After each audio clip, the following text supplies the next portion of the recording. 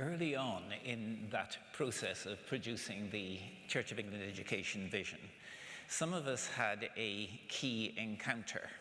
It was with the head teacher of a two-school Church of England Academy Trust. And some years previously, she'd been head of one of those schools, and it was flourishing. It was outstandingly rated, and the parents were delighted, and it had a very strong, explicit Christian ethos. But she wasn't satisfied, because in that locality it was a locality of considerable disadvantage, and she knew that many of the pupils there were not getting the sort of education that was represented by her school, for example. So when the Free Schools program came along, she decided that she would accept an invitation to found a new free school as part of the One Academy Trust, and she did. But one of the challenges in that, and there were many, was just what about the Christian vision of her church admission criteria school? How did they transfer that to another school that wasn't going to have church admission criteria? Would it be possible to have the two together, and would it be possible to transfer the vision? And the key strapline of the vision was what she called the 10-10 ethic of her school, which was John chapter 10, verse 10. I've come that you might have life and have it in all its fullness. And she worked with her senior team on this, and the temptation, of course, is in this situation to water down the vision somewhat. But they said no. What this was a challenge actually to go deeper into what a Christian vision means for this very different sort of school that they were creating. And it was extraordinarily encouraging when I visited that school sometime later to actually see this in action, that in these new circumstances, what had been shaped was a school that genuinely reflected the depth of that vision of life in all its fullness, but did it in very different circumstances. Now, also in that conversation, I was so struck by her mentioning how many times she'd made mistakes, how many times she'd had to learn from experience, she and her senior team. And I felt overall that what I was in the presence of was wise leadership, was somebody who represented the sort of thing that the new Foundation for Educational Leadership is about cultivating. Now, I've been trying to write for years and years on the Gospel of John, and taking part in this process of trying to work out a vision for education for the Church of England has given me a whole new insight into the Gospel of John too, and how it can resource things. Because there is that vision at the heart of it, that Jesus comes to bring life in all its abundance. And you'll notice how he does that. He does it by giving life-giving signs that are for all. He feeds thousands, he heals the sick, he crosses some of the most painful divisions in his society, and, of course, he teaches freely. And the headline sign, in many ways, is the wedding at Cana, when he changes gallons and gallons of water into gallons and gallons of very good wine when the wine runs out. And in that story, you'll notice that most of the guests don't seem to have been aware of where the wine had come from. The disciples are, and they believe. But this was a sign of wasn't watering down the wine to make it go further. What he wanted was high-quality wine for all. And that, it seems to me, is what our vision of the Church of England is about. We want to join with other providers and other people in the whole education system in this country to provide the sort of education that gives high-quality wine to all.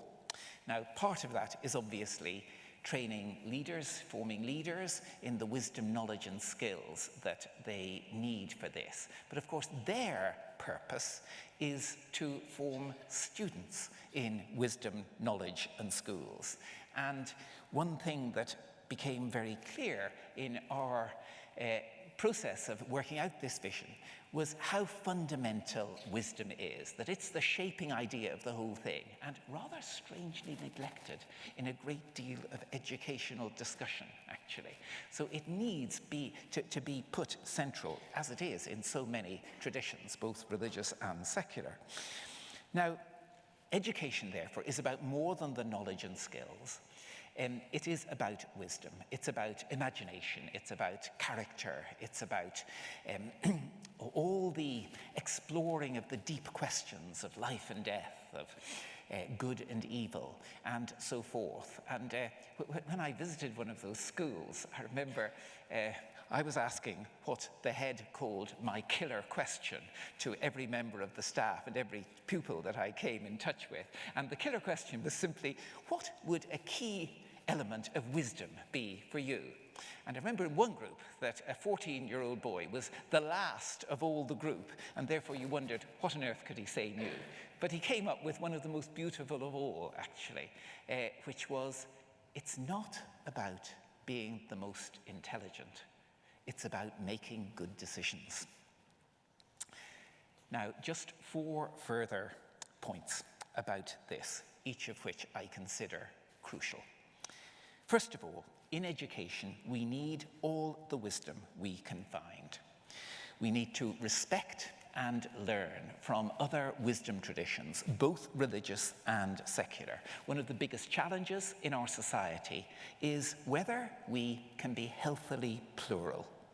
A one-size-fits-all state education is not the way to that. We're not France. We want healthily plural education, and the Church of England wants to contribute to that, something that is both deeply Christian and serves the common good. It is, in other words, a pluralism of multiple depths, and those depths are to be in conversation and collaboration with each other. And when there are deep differences, as there always are in this area, then we try to work out as wise a negotiated settlement as we can. And the Church of England is utterly committed to taking part in that process nationally. Secondly, this is education that takes faith seriously. That's not about indoctrination, but it's opening up as deep and imaginative an understanding of faith and practice as possible. And we've got a model for that in the new resource of Understanding Christianity, which happily is also going to be accompanied by understanding other faith traditions in the next while. In a world in which there is far too much foolish faith and dangerous faith and ignorant faith and ignorance about faith, what we stand for is wiser faith and wiser understanding of faith. And third, we are by no means starting from scratch. It's been one of the absolutely overwhelmingly wonderful things of this vision to see the number of schools where the elements of this vision are already happening. A lot of our vision was simply distilling what we found from the wide range of schools that we were involved in and that we heard from. So it's already there. We are not starting from scratch, and what the foundation is trying to do is to try to spread good practice, to put people in touch with each other, to do new research, and to generally enhance the whole system. And finally, it says in the Gospel of Luke, Jesus grew in wisdom. He was formed in a rich, God-centered tradition of wisdom that has gone on to shape a great deal of education down the centuries and now around the world today.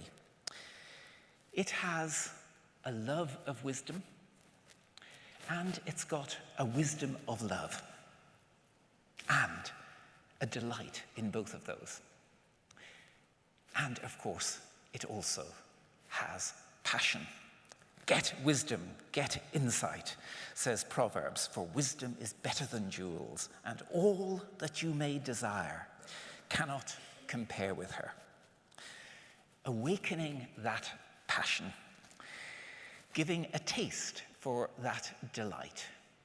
That is what should animate our learning, our teaching, and your leading.